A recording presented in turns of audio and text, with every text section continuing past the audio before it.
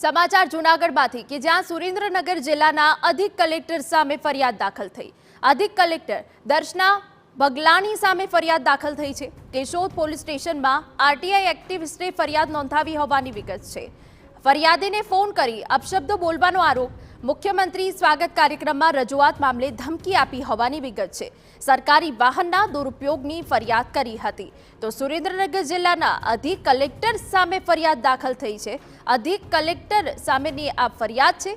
Keshod police સ્ટેશનમાં RTI એક્ટિવિસ્ટે ફરિયાદ નોંધાવી હોવાની વિગત છે।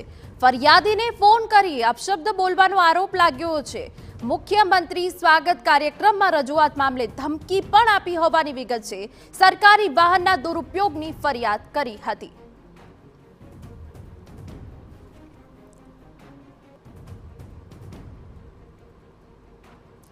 તો જૂનાગઢના કેશોદ પોલીસ સ્ટેશનમાં આરટીઆઈ એક્ટિવિસ્ટે ફરિયાદ કરી છે। ફરિયાદીને ફોન કરી અપશબ્દો બોલવાનો આરોપ પણ લાગ્યો છે અને એ સાથે સાથે મુખ્યમંત્રી સ્વાગત કાર્યક્રમમાં રજૂઆત મામલે પણ ધમકી આપી હોવાની વિગત છે।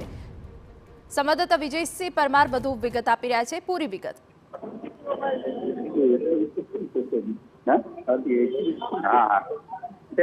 જી વિજયસિંહ, પૂરી વિગત આપજો।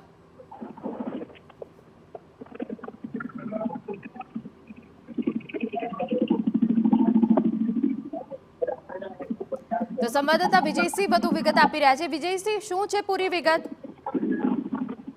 ચોક્કસથી જણાવી દઉં તો જે રીતે સુરેન્દ્રનગર જિલ્લાના અધિક કલેક્ટર સામે જ્યારે કેશોદમાં ફરિયાદ દાખલ થઈ છે, અધિક કલેક્ટર દર્શન બગલાણી સામે જે ફરિયાદ દાખલ થઈ છે તેમાં ખાસ કરીને જે ફરિયાદીને ફોન ઉપર ગાળો આપવામાં આવી તેવું ફરિયાદી દ્વારા જણાવવામાં આવી રહ્યું છે। બીજી તરફ જે ફરિયાદ દાખલ થતા અને ફરિયાદી છે તે પોતે આરટીઆઈ એક્ટિવિસ્ટ હોવાનું જાણવા મળી રહ્યું છે। મુખ્યમંત્રીના સ્વાગત કાર્યક્રમમાં રજૂઆતનું મંદુક હોવાને લઈને ધમકી આપી છે, તેને લઈને આજે ફરિયાદ દાખલ થઈ છે। સરકારી વાહનોનો દુરુપયોગ કરી હતી તે બાબતે પણ ફરિયાદ કરવામાં આવી હતી। આ સમગ્ર બાબતે જ્યારે કેશોદ પોલીસ સ્ટેશનમાં અધિક કલેક્ટર સામે ફરિયાદ દાખલ થતા અધિકારીઓમાં પણ એક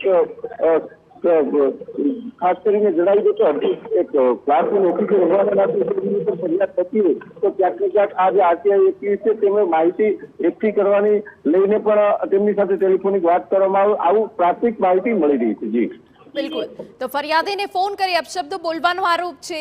એ સિવાય મુખ્યમંત્રી સ્વાગત કાર્યક્રમમાં રજૂઆત મામલે ધમકી આપી હોવાનો પણ આરોપ લગાવ્યો છે। સરકારી વાહનના દુરુપયોગની પણ ફરિયાદ કરી હતી।